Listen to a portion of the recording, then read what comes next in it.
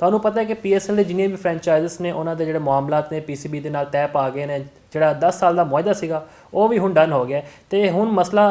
ਮੁਲਤਾਨ ਸੁਲਤਾਨ ਦਾ ਆ ਰਿਹਾ, ਅਲੀ ਤਰੀਨ ਦਾ ਆ ਰਿਹਾ। ਤੁਹਾਨੂੰ ਪਤਾ ਹੈ ਕਿ PCB ਨੇ ਕਈ ਵਾਰੀ ਉਹਨਾਂ ਨੂੰ ਲੀਗਲ ਨੋਟਿਸ ਭੇਜਿਆ ਜਿੰਦਾ ਉਹਨਾਂ ਨੇ ਕੋਈ ਜਵਾਬ ਨਹੀਂ ਦਿੱਤਾ ਅਤੇ ਹੁਣ ਜਾ ਕੇ ਉਹਨਾਂ ਨੇ ਅਸਤੀਫਾ ਵੀ ਦੇ ਦਿੱਤਾ। ਅਤੇ ਮੁਲਤਾਨ ਦੀ ਆਵਾਮ ਕੀ ਸੋਚਦੀ ਹੈ ਇਸ ਬਾਰੇ 'ਚ? ਹੁਣ ਜਿਹੜਾ ਨਵੇਂ ਹੁਣ ਮਾਲਕ ਆਉਣਗੇ ਉਹ ਕੌਣ ਹੋਣਗੇ? ਉਹ ਮੁਲਤਾਨ ਦੇ ਹੋਣਗੇ ਜਾਂ ਫਿਰ ਬਾਹਰੋਂ ਆਉਣਗੇ? ਸਾਡੇ ਨਾਲ ਮੌਜੂਦ ਨੇ ਹਾमिद चौधरी ਮੁਲਤਾਨ ਤੋਂ। हामिद साहब जी,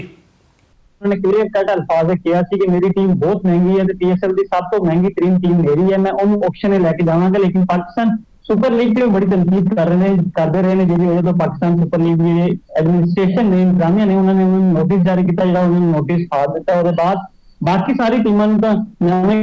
कंट्रैक्ट मिल गए अगले 10 साल वास्ते, लेकिन अली तरीन नहीं मिला जिसको अली तरीन ने बर्दाश्ता होकर उन्होंने अपनी टीम तो अलहदगी का ऐलान कर दिया। लेकिन उन्होंने ये भी किया कि मैं मुल्तान सुल्तान जिदा सपोर्ट करते रहे, पहले माली के तौर पर हूँ फैन के तौर पर सपोर्ट करांगा। हले पाकिस्तान सुपर लीग जी इंतजामिया ने उन्होंने हूँ बिडिंग करानी है और जनवरी बिडिंग होगी, उससे पता चलेगा कौन नवे मालकान आते हैं, क्योंकि 2 नवी टीम भी आनिया ने जिसे 6 मुख्तलिफ शहरों के नाम दिए गए हैं, जिसे गिलगित भी है, लाहौर फैसलाबाद भी है, हैदराबाद भी है,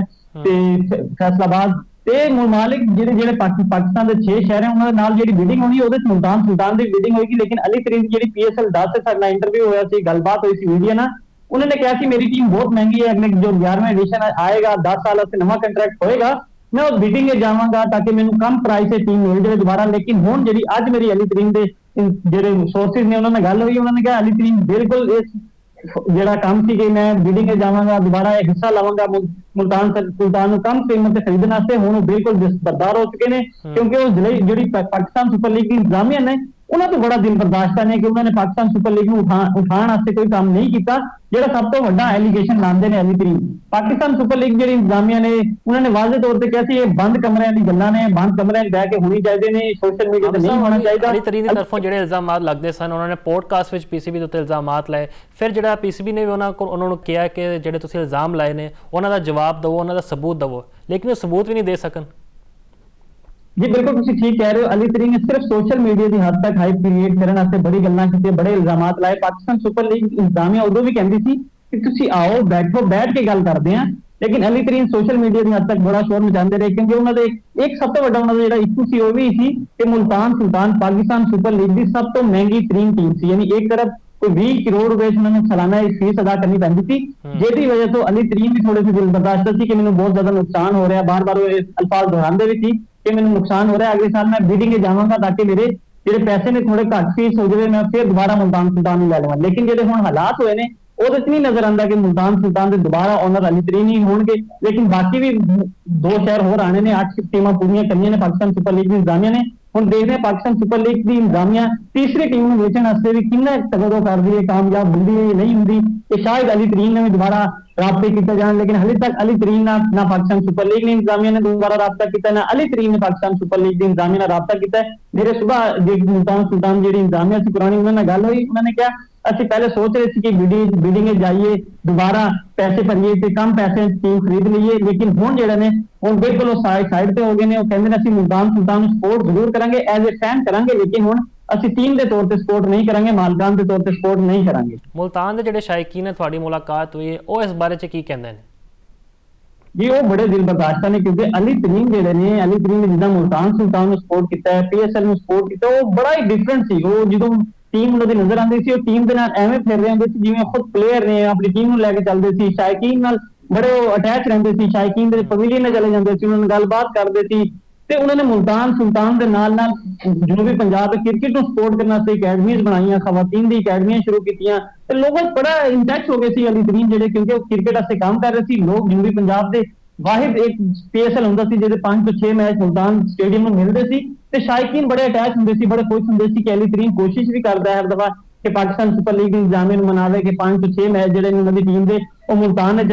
ਰੱਖੇ ਜਾਣ। ਤੇ ਹੁਣ ਜਿਹੜੇ ਸ਼ਾਇਕੀਨ ਨੇ ਉਹ ਦਿਲ ਬਰਦਾਸ਼ਤ ਨੇ ਕਿ ਸ਼ਾਇਦ ਦੁਬਾਰਾ ਹੁਣ ਜਿਹੜੇ ਇੰਨੇ ਮੈਚਸ ਮਿਲਦੇ ਸੀ ਸਾਨੂੰ, ਇੱਕ ਅੱਛੀ ਐਂਟਰਟੇਨਮੈਂਟ ਮਿਲਦੀ ਸੀ ਪਾਕਿस्तान ਸੁਪਰ ਲੀਗ ਦੇ ਦੌਰਾਨ, ਉਹ ਦੁਬਾਰਾ ਉਨੇ ਮੈਚਸ ਮਿਲਣਗੇ ਕਿਉਂਕਿ ਲਾਜ਼ਮੀ नहीं कि मुल्तान भी हो सकती है बाहर दी, लेकिन ਜਿਹੜੇ ਹਾਲਾਤ ਨੇ ਜਿਹੜੇ ਸ਼ਾਇਕੀਨ ਨੇ ਉਹ ਦਿਲ ਬਰਦਾਸ਼ਤ ਨੇ ਕਿ ਉਸ ਜਿਹੜੀ ਇਨਵਾਇਰਨਮੈਂਟ ਪਹਿਲੇ ਮਿਲ ਰਹੀ ਸੀ 5-6 ਮੈਚਾਂ ਦੀ, 5 ਮੈਚਸ ਹੁੰਦੇ ਸੀ ਮੁਲਤਾਨ ਕ੍ਰਿਕਟ ਸਟੇਡੀਅਮ ਵਿੱਚ, ਉਹ ਦੁਬਾਰਾ ਹੋਣਗੇ ਨਹੀਂ ਹੋਣਗੇ, ਮਾਲਕਾਨ ਜਿਹੋ ਜਿਹੇ ਹੋਣਗੇ ਉਹ ਕੋਸ਼ਿਸ਼ ਕਰਦੇ ਆ ਮੁਲਤਾਨ ਕ੍ਰਿਕਟ ਸਟੇਡੀਅਮ ਵਾਸਤੇ ਮੈਚਿਸ ਵਾਸਤੇ ਇਹ ਨਹੀਂ ਕਰਦੇ, ਤੇ ਸ਼ਾਇਕੀਨ ਥੋੜੇ ਤਜੱਜ਼ੁਬ ਦਾ ਸ਼ਿਕਾਰ ਨੇ, ਥੋੜੇ ਪਰੇਸ਼ਾਨ ਨੇ ਕਿ ਅੱਗੇ ਸਾਡੇ ਨਾਲ ਕੀ ਹੋਏਗਾ ਇਹ ਨਹੀਂ ਪਤਾ, ਲੇਕਿਨ ਮੁਲਤਾਨ ਨੂੰ ਸਪੋਰਟ ਕਰਨ ਨੂੰ ਹਲੇ ਵੀ ਤਿਆਰ ਬੈਠੇ ਨੇ। ਆਮਿਰ ਸਾਹਿਬ, ਮੈਂ ਸੁਣਿਆ ਸੀ ਕਿ ਮੁਲਤਾਨ ਸੁਲਤਾਨ ਦੀ ਟੀਮ ਜਿਹੜੀ ਹੈ ਜਨੂਬੀ ਪੰਜਾਬ ਤੋਂ ਵੀ ਹਟ ਕੇ ਡੋਮੈਸਟਿਕ ਇਵੈਂਟਸ ਕਰਾ ਰਹੀ ਸੀ, ਤੇ ਉਹ ਜਿਹੜੇ ਡੋਮੈਸਟਿਕ ਇਵੈਂਟਸ ਚੱਲਦੇ ਪਏ ਸੀ ਜਿਵੇਂ ਨੌਜਵਾਨਾਂ ਨੂੰ ਮੌਕਾ ਲੱਭਦਾ ਸੀ ਅੱਗੇ ਆਉਣ ਦਾ, ਉਹ ਹੁਣ ਚੱਲਦੇ ਪਏ ਨੇ ਇਵੈਂਟਸ ਕਿ ਉਹ ਰੁਕ ਗਏ ਨੇ? ਬਿਲਕੁਲ, ਲੋਧਰਾ ਅਲੀ ਤਰੀਨ ਦੀ ਅਕੈਡਮੀ ਹਲੇ ਵੀ ਕੰਮ ਕਰ ਰਹੀ, ਉਵੇਂ ਹੀ ਕੰਮ ਕਰ ਰਹੀ। ਉਹਦੇ ਇਲਾਵਾ ਮੁਲਤਾਨ ਵਿੱਚ ਉਹਨਾਂ ਨੇ ਕ੍ਰਿਕਟ ਵਾਸਤੇ ਖਵਾਤੀਨ ਦੀ ਖਾਸ ਤੌਰ ਤੇ ਕ੍ਰਿਕਟ ਵਾਸਤੇ ਵੀ ਅਕੈਡਮੀ ਬਣਾਈ, ਉੱਥੇ ਵੀ ਕੰਮ ਕਰ ਰਹੇ ਨੇ। ਖਵਾਤੀਨ ਦਾ ਪ੍ਰੋਜੈਕਟ ਅਲੀ ਤਰੀਨ ਦਾ ਜਨੂਬੀ ਪੰਜਾਬ ਬੜੀ ਤੇਜ਼ੀ ਨਾਲ ਫੈਲ ਰਿਹਾ, ਲੇਕਿਨ ਜਿਹੜਾ ਬॉयਜ਼ ਵਾਸਤੇ ਸੀ ਉਹ ਸਿਰਫ ਲੋਧਰਾ ਚੱਲ ਰਿਹਾ। ਲੋਧਰਾ ਦੀ ਅਕੈਡਮੀ ਬੜੀ ਜ਼ਬਰਦਸਤ ਚੱਲ ਰਹੀ ਹੈ, ਲੋਕਾਂ ਨੂੰ ਨਵਾਂ ਟੈਲੈਂਟ ਉੱਤੇ ਵੀ ਲੈ ਕੇ ਆ ਰਹੇ ਨੇ, ਕੋਸ਼ਿਸ਼ ਕਰ ਰਹੇ ਨੇ ਕਿ ਪਾਕਿਸਤਾਨ ਵਾਸਤੇ ਨਵਾਂ ਤੋਂ ਨਵਾਂ ਟੈਲੈਂਟ ਉਹ ਪੋਲਿਸ਼ ਕਰਕੇ ਉੱਤੇ ਲੈ ਕੇ ਆਣ, ਤਾਂ ਕਿ ਜਦੋਂ ਡੋਮੈਸਟਿਕ ਕ੍ਰਿਕਟ ਖੇਲੇ ਤੇ ਉਹ ਮਜ਼ੀਦ ਪਾਕਿਸਤਾਨ ਵਾਸਤੇ ਅੱਛਾ ਕਾਰਨਾਮਾ ਸਰੰਜਾਮ ਦੇਵੇ। ਤੇ ਅਲੀ ਤਰੀਨ ਜਨੂਬੀ ਪੰਜਾਬ ਵਿੱਚ ਖਵਾਤੀਨ ਵਾਸਤੇ ਹੱਲੇ ਵੀ ਕੰਮ ਕਰ ਰਹੇ ਨੇ। ਉਹਨਾਂ ਦਾ ਕਹਿਣਾ ਕਿ ਮੈਂ ਕ੍ਰਿਕਟ ਦਾ ਜਿਹੜਾ ਕੰਮ ਕਰ ਰਿਹਾ ਸੀ ਗ੍ਰਾਸ ਰੂਟ ਲੈਵਲ ਤੇ, ਉਹ ਮੈਂ ਉਵੇਂ ਹੀ ਕਰਦਾ ਰਹਾਂਗਾ ਤਾਂ ਕਿ ਕ੍ਰਿਕਟ ਨੂੰ ਸਪੋਰਟ ਕਰਾਂ। ਤੇ ਮੁਲਤਾਨ ਸੁਲਤਾਨ ਮੇਰੇ ਕੋਲ ਨਹੀਂ ਰਹੀ, ਲੇਕਿਨ ਮੁਲਤਾਨ ਸੁਲਤਾਨ ਨੂੰ ਸਪੋਰਟ ਕਰਨ ਵਾਸਤੇ ਮੈਂ ਮਿਹਨਤ ਕਰਦਾ ਰਹਾਂਗਾ, ਨਵੇਂ ਖਿਡਾਰੀ ਪੈਦਾ ਕਰਦਾ ਰਹਾਂਗਾ ਤਾਂ ਕਿ ਜਨੂਬੀ ਪੰਜਾਬ ਦਾ ਨਾਮ ਵੀ ਰੋਸ਼ਨ ਹੋਵੇ, ਪਾਕਿਸਤਾਨ ਸੁਪਰ ਲੀਗ ਉੱਤੇ ਜਾਵੇ। ਕਿਉਂਕਿ ਇਸ ਇੰਤਜ਼ਾਮੀਆ ਨੂੰ ਉਹਨਾਂ ਦਾ ਕਹਿਣਾ ਕਿ ਇਸ ਪਾਕਿਸਤਾਨ ਸੁਪਰ ਲੀਗ ਦੀ ਜਿਹੜੀ ਇੰਤਜ਼ਾਮੀਆ ਇਸ ਟਾਈਮ ਉਹਨਾਂ ਦੇ ਨਾਲ ਮੈਂ ਮਜ਼ੀਦ ਨਹੀਂ ਚੱਲ ਸਕਦਾ, ਜਿਹਦੀ ਵਜ੍ਹਾ ਤੋਂ ਮੈਂ ਇਹ ਦਿਨ ਬਰਦਾਸ਼ਤ ਹੋ ਕੇ ਮੈਸੇਜ ਕੀਤਾ ਤੇ PSL ਨਾਲ ਅਲੱਗੀ ਇਖਤਿਆਰ ਕਰਨ ਵਾਸਤੇ ਮੈਂ ਮਜਬੂਰ ਹੋ ਗਿਆ। ਜੇ ਮੁਲਤਾਨ ਸੁਲਤਾਨ ਦੇ ਹੁਣ ਕੈਪਟਨ ਦੀ ਗੱਲ ਕੀਤੀ ਜੇ, ਇਹਨਾਂ ਦਾ ਝੁਕਾਓ ਜ਼ਿਆਦਾ ਰਿਜ਼ਵਾਨ ਵੱਲ ਹੋਏਗਾ ਜਾਂ ਕੋਈ ਬਾਹਰੋਂ ਕੋਈ ਗੋਰਾ ਹੀ ਸਾਡਾ ਕੈਪਟਨ ਬਣੂਗਾ? ਦੇਖੋ ਜੀ, ਹੁਣ ਨਵੇਂ ਜਿਹੜੇ ਮਾਲਕਾਨ ਆਣਗੇ ਉਹ ਉਹਨਾਂ ਤੇ ਡਿਪੈਂਡ ਕਰਦਾ ਹੈ ਕਿ ਸ਼ਾਇਦ ਰਿਟੇਨ ਕਰਦੇ ਨੇ ਨਹੀਂ ਕਰਦੇ ਉਹ ਮੁਹੰਮਦ ਰਿਜ਼ਵਾਨ ਨੂੰ, ਬਾਕੀ ਟੀਮ ਨੂੰ। ਇਹ ਤਾਂ ਹੁਣ ਨਵੀਂ ਇੰਤਜ਼ਾਮੀਆ ਆਏਗੀ, ਨਵੀਂ ਟੀਮ ਦੇਖਣਗੇ, ਉਹਦੇ ਬਾਅਦ ਡਿਸਾਈਡ ਕਰਨਗੇ ਕਿ ਕੀ ਕਰਨਾ ਹੈ ਕੀ ਨਹੀਂ ਕਰਨਾ, ਕਿਉਂਕਿ ਹਾਲੇ ਤੱਕ ਤਾਂ ਹਾਲਾਤ ਨਹੀਂ ਨਜ਼ਰ ਆ ਰਹੇ। ਅਗਰ ਅਲੀ ਤਰੀਨ ਹੀ ਕप्तान, ਅਲੀ तरीन ही मालिक रहते, अली तरीन दोबारा बिल्डिंग टीम खरीद लेंगे, लेकिन पहले चांस थी कि बिल्डिंग चले जाए शायद अली तरीन। लेकिन आज सुबह मेरी उन्होंने जराए ना गल हुई तो उन्होंने कहा अली तरीन तो बिल्कुल इस तरफ रुझान है नहीं कि असं बिल्डिंग जाइए दोबारा जी टीम को खरीद लईए, क्योंकि हम नवे मालकान आएंगे, नवे मालकान की नवी पॉलिसियां होंगी, नवी एडमिनिस्ट्रेशन होगी, नवी टीम इंतजामिया होगी, तो अपनी मर्जी ना टीम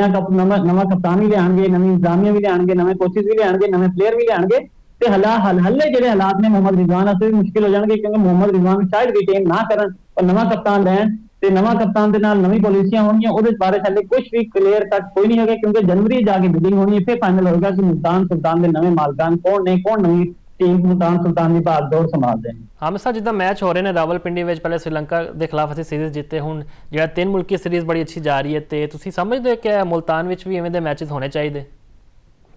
ਜੀ ਅੱਛਾ, ਤੁਹਾਨੂੰ ਇੱਕ ਬੜੀ ਜ਼ਬਰਦਸਤ ਗੱਲ ਦੱਸ ਦਿੰਦਾ, ਤੁਸੀਂ ਜਦੋਂ ਵੀ ਮੈਚਸ ਦੇਖਦੇ ਹੋ ਕਾਫੀ ਤੁਹਾਨੂੰ ਸਟੇਡੀਅਮ ਖਾਲੀ ਵੀ ਨਜ਼ਰ ਆਉਂਦੇ ਨੇ ਹਲਕੇ ਫੁਲਕੇ, ਲੇਕਿਨ ਜਦੋਂ ਮੁਲਤਾਨ ਕੋਈ ਵੀ ਮੈਚ ਹੁੰਦਾ ਟੈਸਟ ਮੈਚਸ ਵੀ ਹੋਣ ਬਹੁਤ ਬੜੀ ਤਾਦਾਦ ਦੇ ਲੋਕ ਆਉਂਦੇ ਨੇ। ਜਦੋਂ ਪਾਕਿਸਤਾਨ ਸੁਪਰ ਲੀਗ ਦੇ ਮੈਚਸ ਹੁੰਦੇ ਨੇ ਜਾਂ ਕੋਈ ਇੰਟਰਨੈਸ਼ਨਲ ਟੀਮ ਆਉਂਦੀ ਹੈ ਤੇ ਮੁਲਤਾਨ ਦਾ ਕਰਾਊਡ ਤੁਹਾਨੂੰ ਹਾਊਸਫੁੱਲ ਮਿਲਦਾ ਹੈ ਹਰ ਦਫਾ। ਉਹਦੀ ਵਜ੍ਹਾ ਹੈ ਕਿ ਪੂਰੇ ਜਨੂਬੀ ਪੰਜਾਬ ਤੋਂ ਜਿਹੜੇ ਲੋਕ ਨੇ, ਬਾਕੀ ਸ਼ਹਿਰ ਨੇ ਜਿੱਦਾਂ ਮੁਲਤਾਨ ਦੇ ਨਾਲ ਡੇਰਾ ਗਾਜ਼ੀ ਖਾਨ ਹੈ, ਬਾਬਲਪੁਰ ਹੈ, ਰਹੀਮ ਯਾਰ ਖਾਨ ਹੈ, ਲਈਆ ਕੋਟ, ਤੂਫਾਨੇਵਾਲ, ਦਿਹਾੜੀ, ਇਹਨਾਂ ਸਾਰੇ ਇਲਾਕਿਆਂ ਦੇ ਲੋਕ ਜਿਹੜੇ ਨੇ ਉਹ ਕ੍ਰਿਕਟ ਦੇਖਣ ਵਾਸਤੇ ਲਾਹੌਰ ਨਹੀਂ ਜਾ ਸਕਦੇ, ਰਾਵਲਪਿੰਡੀ ਨਹੀਂ ਜਾ ਸਕਦੇ, ਉਹ ਸਾਰੇ ਮੁਲਤਾਨ ਆਉਂਦੇ ਨੇ। ਤੇ ਇਸ ਵਾਸਤੇ ਕਰਾਊਡ ਜਿਹੜਾ ਫੁੱਲ ਹੁੰਦਾ ਸੀ। ਤੇ ਸ਼ਾਇਕੀਨ ਦੀ ਹਮੇਸ਼ਾ ਡਿਮਾਂਡ ਰਹਿੰਦੀ ਹੈ ਕਿ ਮੁਲਤਾਨ ਕ੍ਰਿਕਟ ਸਟੇਡੀਅਮ ਦੇ ਵਿੱਚ ਹਮੇਸ਼ਾ ਜਦੋਂ ਵੀ ਕੋਈ ਇੰਟਰਨੈਸ਼ਨਲ ਟੀਮ ਆਵੇ ਇੱਕ ਅੱਧਾ ਮੈਚ ਸੀਰੀਜ਼ ਦੇ 2-3 ਮੈਚ ਦੇਣੇ ਚਾਹੀਦੇ ਨੇ, ਤਾਂ ਕਿ ਜਿਹੜਾ ਕਰਾਊਡ ਹੈ ਜਨੂਬੀ ਪੰਜਾਬ ਦਾ ਉਹਨਾਂ ਨੂੰ ਵੀ ਉਨੀ ਇੰਟਰਟੇਨਮੈਂਟ ਮਿਲੇ ਜਿੱਦਾਂ ਬਾਕੀ ਲਾਹੌਰ, ਕਰਾਚੀ ਤੇ ਰਾਵਲਪਿੰਡੀ ਵਾਲੇ ਲੋਕਾਂ ਨੂੰ ਮਿਲਦੀ ਹੈ।